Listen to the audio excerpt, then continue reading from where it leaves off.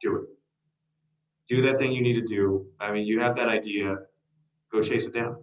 Go learn what you need to learn to get it done, and get it done.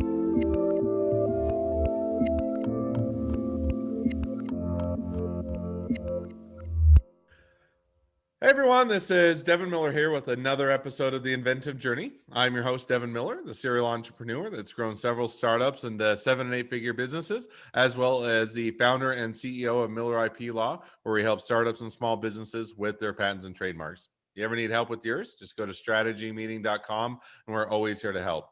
Now, today we have another great guest on the podcast, and it's Gabriel Cavazo. Is that right? Cavazos. All right. And I was worried I was going to mess it up. And then I'm like, I asked you before the podcast. Just went and over I'm like, I overthought it. But just a quick introduction to Gabriel. So he joined the Army at 17 and at 17 because his parents wouldn't let him join a combat unit, and went into more of intelligence analytics, then went off to Texas State University, was kind of a bit more of a party school, only made it through a bit of a semester, went back to the military, did that again, and I think worked with financial fraud dealings, if I remember right, but I'll let you fill that in, and also got a bit onto the coding side, so started to do a bit of programming, and got so good that he kind of ended up working himself out of a job or replacing himself, and then went and worked in Iraq for a period of time, or a person he worked with went to Iraq, and then you followed along with their, worked on, I think it was tracking equipment for a period of time, came back or during that time had a friend that died from a motorcycle accident, and you'll get into that a bit more, but out of that kind of had the idea of why don't they have something similar to OnStar but for motorcycles. And so after you came back after serving in Iraq for a period of time, continued to learn coding, build up that. Also went to work for a bit of AT&T, and then as AT&T, as it got hit with COVID and whatnot, decided to focus full time on OnStar for motorcycles. So with that much as introduction, welcome on the podcast, Gabriel. Thanks for having me. So I gave kind of the brief, high level, quick walkthrough of your journey, which never does it justice. I was going to say brief. Is that what you call it? As brief as I can make it. You have a lot in there. It's a lot to unpack. But I mean, it sounds like you wrote down everything from the initial interview and just repeated it word verbatim. That's right. Hey, if nothing else, I have my introduction, and I want to make sure that I stick to the facts so I don't make anything up. So, but maybe with that, let's go back to 17, joining the Army, and kind of how your journey started from there.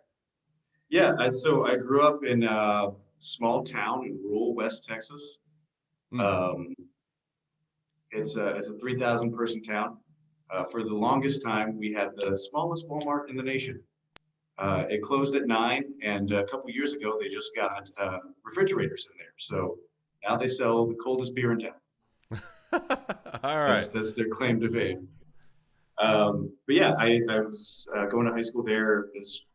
There was really not a lot of options. I saw a lot of kids that were older than me joining the military just as a chance to go do something and see something other than cotton fields. And so I did the same thing. I was 17. Like you said, I wanted to join a combat MOS, and my parents wouldn't let me. Because when you're 17, they have to sign off on it. So that's what I was going to ask. So I didn't know if you even could serve in a combat unit at 17, but if you have your parents sign up for permission. If your parents say yes, if your mom writes you a permission slip, then yes, you can serve.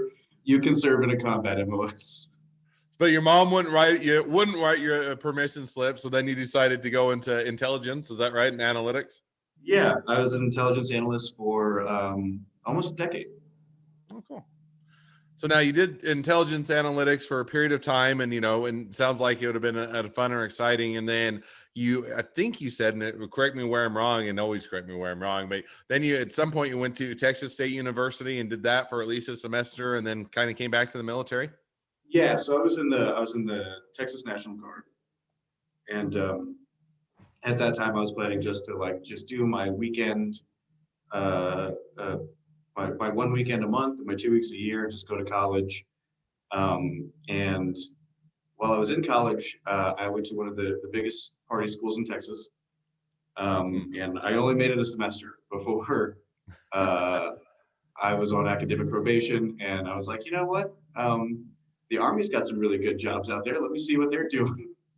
Hmm. And so from then on, I just I spent most of my time on like active duty reserve.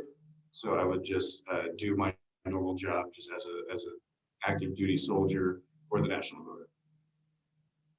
Cool. So now tried tried school, said, okay, partying is too much of a temptation. I'll go back to the military. That's a great place. I enjoyed it, and it was a good opportunity. Now, when you went back, you got into, I think it was financial fraud or issues dealing with their financial fraud unit type of thing. Is that right? Yeah, I worked for the Texas Military Counter Drug Division. And my job there was financial crimes. I was a financial crimes analyst looking for money laundering and embezzlement, those kinds of things. And this was kind of my first foray into really just sitting down and having a mountain of data in front of me. And when I say a mountain, I mean literal stacks of paper that I scanned into the computer, and then from there went and analyzed those bank accounts by hand.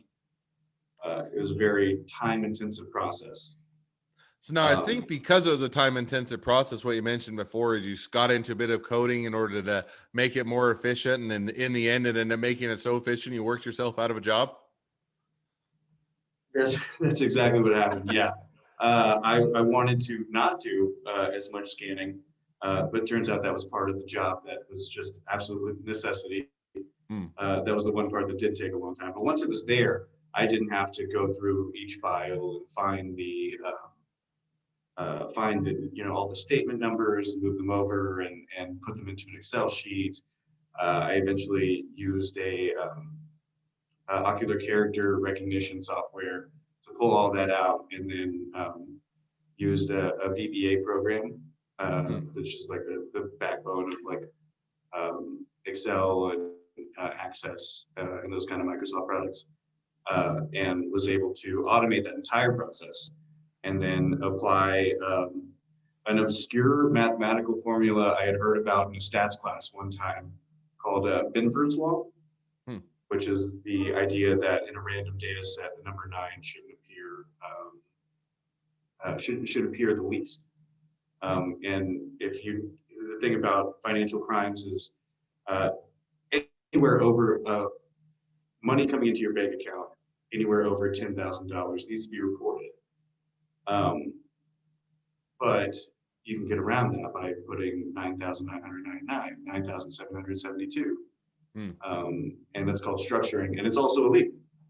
And so this law, when applied to that data set, worked to find, hey, is there money laundering here? Is there structuring here? And it didn't always work. Sometimes I'd done all the work for nothing, and sometimes it did work. Sometimes there was money laundering, sometimes there wasn't. It did always work. But within that, figured it out. So it sounds like once you figured out that formula, my guess is you're now looking whether or not, there's enough 9s, whether or not there's irregularities to where, hey, every other deposit I make is $9,999 or $9,998 or whatever it is. And you're able to start to detect or determine patterns. But in the process, because you can now train or have the software look for a lot what you were doing manually, it started to flag those out, and there wasn't as much need to do it manually. Is that about right? Yeah. Well, like I said, this is my first foray into tech, so I didn't milk it like I should have. I should have just let them think that I was working just as hard as you should have just said, "Look at how awesome I am at my job. I can do all this, and I'm awesome at it." And then they never know. Yeah, I should have just let them think I was still buried under that mountain of paperwork and like watch Netflix in the back. Like that's what I should have done. What I did do was say, "Hey, look at this cool thing I made," and they were like, "Awesome! This is really cool." It turns out we don't need you anymore. Thank you. That's great. Now we can save money. And guess how we're going to save money? We're going to let you go. Yeah. So now that occurs, and you say, okay, I did so great of a job. I no longer have a job. So now where did you transition from there? From there, the commander of the unit that I was in was going to Iraq. She got pulled for the assignment, and I got tapped on the shoulder to go with her. Hmm. And it was going to be my first deployment, so I took it. That was 2017.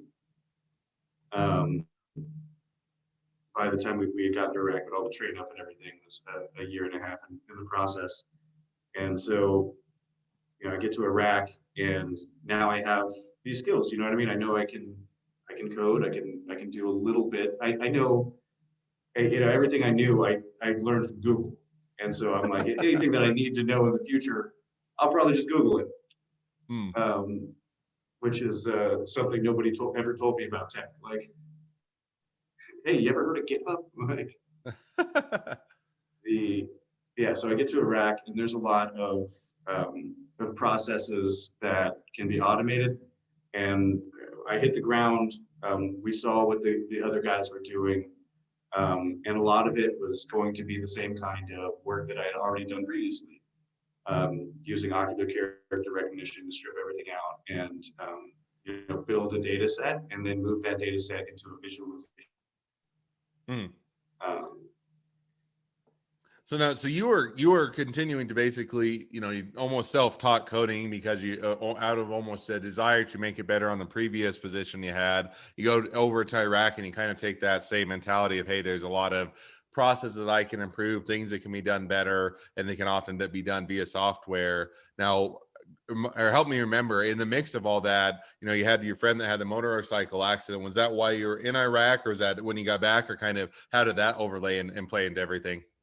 yeah, that was while I was in Iraq. One of my soldiers passed away in a motorcycle accident, and I didn't. It didn't really click in my mind. I just knew that this was something that had happened, and I knew it was something that frequently happened to soldiers. Um, and upon returning, I found out about the circumstances of his death, and I was like, man, there's got to be something, right? There's got to be something out there that stops this from happening. There's got to be something out there that calls, um, that calls EMS when there's a crash, like OnStar for motorcycles. And I started rolling, and I started doing my research, and I'm like, why is there nothing out here? And it seems so simple. And whenever I talk about what I do now, most people are like, wait, that didn't exist. And I'm like, that's what I said. Yeah. Exactly. It's one of those that makes logical sense. You're like, okay, you have them for cars. If you get in an accident, you have an issue, it'll detect the accident and it'll automatically call 911 and let them know of your location and kind of, that something's occurred and that they should respond. But it also makes sense, motorcycles is one where you don't have necessarily it would be different in the sense you'd have to do different sensors or figure out a different way to detect it, because you're not going to have the same, front impact sensors you might have and how that would go. So in one sense, Yeah. it definitely makes sense why you'd want it, and yet also why they may not have put that together. So you kind of had that, that idea, that epiphany. Now, did you start to work on it? Did you put it, or, hold it off for a period of time, or kind of as that came up and you had your friend that had that experience, how did you start to do or blend that in with what everything else you had going on? Well, when I came back in 2018, I I had this idea, and I had ordered some parts. I had ordered a microcontroller and some drone sensors, and like a GPS chip and those kinds of things. I was like, I think these are kind of the things that I'm going to need to build this. I don't know how they work yet, but I guess I'll figure it out. Um, and just as a hobby, I started tinkering with this until I had built my proof of concept. And was able to attach it to a motorcycle battery, and it runs itself, and it works, and it spits out the data that I needed. Hmm. And I was like, okay, what do I do now? And I had kind of put it on hold because at the same time that I'm doing all of this, I started doing stand-up comedy. Oh, that's a fun or a different direction. So you're doing one hand, you're working on a OnStar for motorcycles, and then you're also getting a stand-up comedy career going. And what made you decide that what made you decide to go into stand-up comedy? Was it just always something that sounded fun, or something that you're passionate about, or what? How did you kind of get into that? I think that I had something to say. You know, I felt like I thought I was a pretty funny guy, and I felt like I could provide some really interesting insights about, specifically about the military. That was what most of my jokes were about. Mm. Um, but I also, uh, through that, I kind of saw some issues in the comedy world, and I set out on solving those. And I started a comedy company, and that was kind of my focus after I had already built the first Rex device. Mm. And I ran with comedy for a year, well over a year, until COVID hit. And then that's when I picked it back up, and I was like, well, this is this cool thing that I built, and I've got nothing but time since I've been laid off. Um, and you know, why not chase this down? Um, and at the same time that I'm chasing Rex down, um, an opportunity presents itself in comedy, and you know, a couple months later, I'm a comedy club owner as well. Hmm. So you actually, as COVID hit and that, you decided you would acquire a comedy club and have that as an opportunity, assuming things open back up. And then during the meantime, while COVID's kind of shut that down, or in-person things, you would focus on the OnStar. Am I reading that right? Yeah, that's exactly what happened. While everything was shut down, it kind of it was Rex was the sole focus, and I was able to make all the progress that I could. Um, you know, I hired the right individuals to take my hardware prototype and start making that a real commercially viable thing. And you know, hired the right software team to start fleshing out my idea into something that can actually be usable and you know, interact with a app. Like, um, Hmm. and at the same time, you know, everything's still shut down. And then one of my old comedian friends says, "Hey, I'm going to start doing shows again as things start to trickle open." And he wanted to use my company's name, and I was like, "Yeah, yeah, sure. You know, I've just got a bunch of followers sitting out there waiting for comedy. As far as I'm concerned, you know, the comedy scene had grown so quickly here. It was already awesome, and then you know, there's this huge influx as more and more comedians moved here, and so we just kind of rode that out. And he started growing our shows. You know, all of these were local bar shows. You know, bars and venues would bring us in to provide comedy on Wednesday and Tuesday nights. Um, and that was it.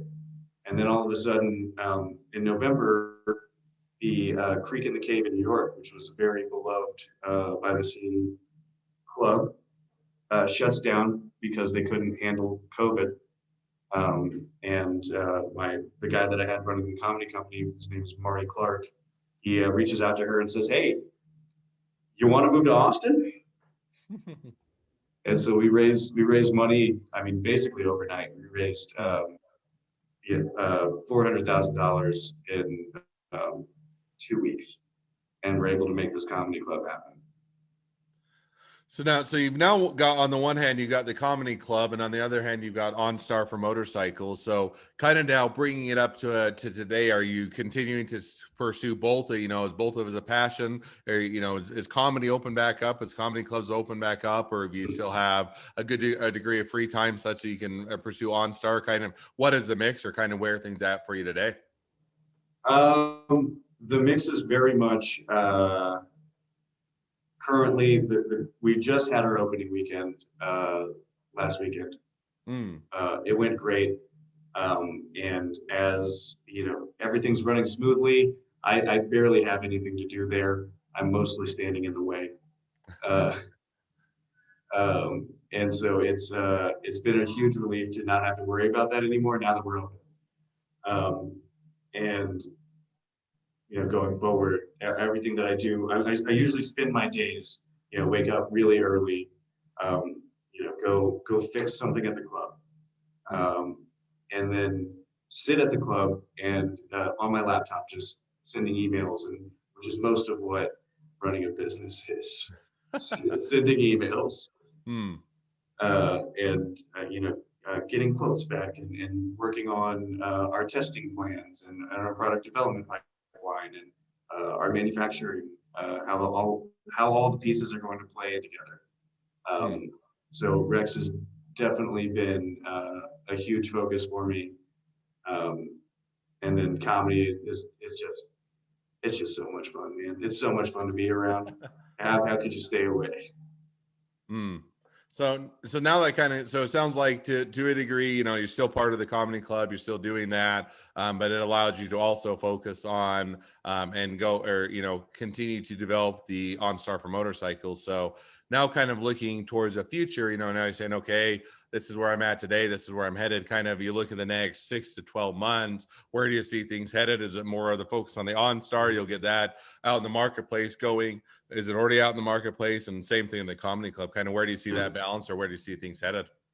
I don't concern myself too much with what's going on in the club.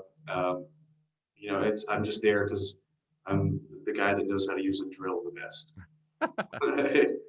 I know how to use a drill and a saw. I can fix things. I'm a pretty handy guy, so that's what I get used for in the mornings. And then we also have great Wi-Fi, so it helps just to be around and be able to really focus on what's going on at Rex. So in the next 6 to 12 months, we'll definitely be on the market. We are knocking it out in our development process right now. We're going to be going into crash testing in the next couple months. Just waiting to clear legal, and we're ready to go. We'll have our testing prototypes on bikes and get our betas out before August, and we'll see how that goes and get all that testing done. And then November, December, try to get a product out right in time for the Christmas season. Oh, cool. And that's just for our direct to consumer side. We also secured a small business innovation research grant from the Air Force. And so we'll also be contracting, building this out for them. Oh, sounds like plenty of things to keep you busy and keep you motivated. So that's awesome. Sounds like a lot of fun things ahead. Well, as we, kind of catch up, kind of see where you're at today and also where you're headed, I always, transition to 2 questions I always ask at the end of the podcast. So go ahead and jump to those now. So the first question I'd ask is, along your journey, what was the worst business decision you ever made, and what did you learn from it? Worst business decision I made. Man.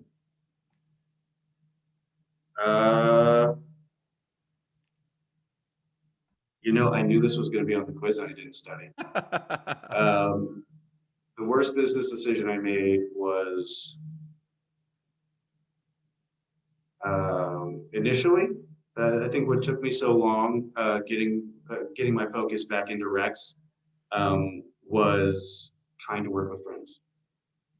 And trying to, my friends that knew how to code better than I did, and trying to be like, hey, can we sit down and maybe you can look at this bit of code that I wrote and see if I've got any problems here, like, because I can't figure it out. Eventually, I realized, like, my friends are going to stop wanting to hang out with me. So I stopped pushing them and just really focused on teaching myself, and realized that, in the first couple of months, it was just me. I had a co-founder, but he had other obligations and couldn't be as present as he would have liked to. And through that, I ended up doing everything. But now, because of that, initially it was this huge headache trying to scramble to learn everything that I needed to do hardware-wise, and how do I get a manufacturing quote, and how do I do all these things, and how do I get a patent? I ended up turning to Fiverr for a lot of things that I couldn't do myself. I certainly wasn't going to spend. It was all about the balance of, do I spend my time learning something and doing it, or do I pay somebody to do it because my time is better spent doing something else? Um, and because of that, because I spent all that time learning, because it was all me in the beginning of this, Hmm. I know this business in and out. You know, I did all the market research. I did all of the, I can spout the numbers at you like the back of my hand. You know, I know it so well. Hmm. So this thing that I thought was initially was a huge headache turned out to be a great decision. No, that's always interesting, especially when you're getting to a startup small business, at some point as you bring people on, as it grows and expands, you have to do that. But it's always great as you start out, you have to have that kind of foundational knowledge of, hey, this is or isn't possible. And you have, able to understand, hey, this should take X amount of time, or I anticipated doing that. And if not, you can kind of get a gauge for, as you bring people on, as you hire it out, as you other things, you can get that you'll have that foundation to work from. And if you kind of try and jump past that foundation, it's hard to really run or effectively run the business. So I think that definitely makes sense, what you mentioned. So now for the second question, which is, if you're talking to somebody that's just getting into a startup or a small business, what'd be the one piece of advice you'd give them? I did think about this question, and the answer is do it. Do that thing you need to do. I mean, you have that idea, go chase it down. Go learn what you need to learn to get it done, and get it done. Mm. And I love that. It's funny as, and I say it almost every time that I hear the answer, because as many different people to talk to with as much different journeys, I would say that, a variation of that answer is going to be the most common answer. And I think that's because everybody that does do a startup, does do a small business, they always find out once they get started, once they just dive in, they do it, how exciting or fun and enjoyable and rewarding it is. And if they, and always wish, hey, I wish I got started earlier, wish I'd been doing this, because it's just so, I enjoy it so much, type of a thing. And that doesn't mean that it's not hard and difficult and doesn't take a lot of blood, sweat, and tears, and nights and weekends and evenings and worrying and juggling lots of hats. But on the other hand, if you get into it, you can much more quickly find that you love it and you enjoy it, or you're not cut out to it and you don't want to do it. But I think that's a great takeaway. So, Yeah, well, I'm as we really wrap, excited to oh, see. Oh, sorry. Yeah, I'm really no, go excited to ahead. see the businesses that are coming out of COVID right now that started in COVID. Mm, Because I feel like a lot of people were like me on unemployment, and maybe had an idea rolling around and then started chasing it down because of that free time. And I think that there's going to be some really cool stuff coming out of the next few years. As terrible as COVID has been for everyone, there's got to be somebody out there that's going to make something great out of this situation.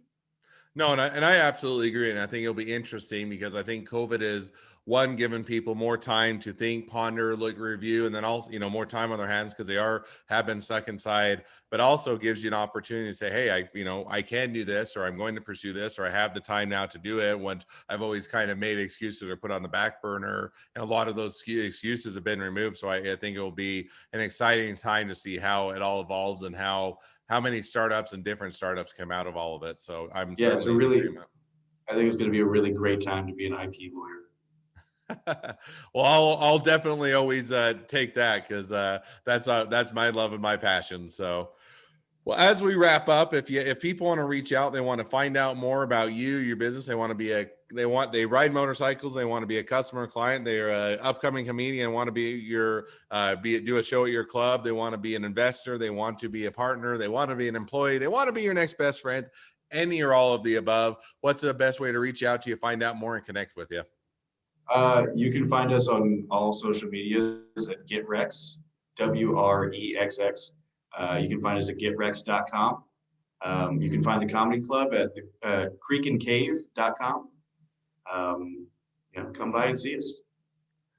All right. Well, I definitely encourage everybody to check any and all of the above out. And I think both the comedy club sounds like a blast, and the OnStar for motorcycles definitely sounds like a worthwhile and rewarding pursuit. So thank you again for coming on the podcast. It's been fun. It's been a pleasure. Now, for all of you that are listeners, if you have your own journey to tell and you want to come on the podcast and be a guest, feel free to go to inventiveguest.com, apply to be on the show. 2 more things as a listener. 1, make sure to click subscribe in your podcast player so you know when all of our awesome episodes come out. And 2, leave us a review so new people can find us. Last but not least, if you ever need help with your patents, trademarks, or anything else, reach out to us at Miller IP Law, and we're always here to help. Just go to strategymeeting.com. Thank you again, Gabriel. It's been fun. It's been a pleasure to have you on, and wish the next leg of your journey even better than the last. Thank you very much, Devin. It was good seeing you.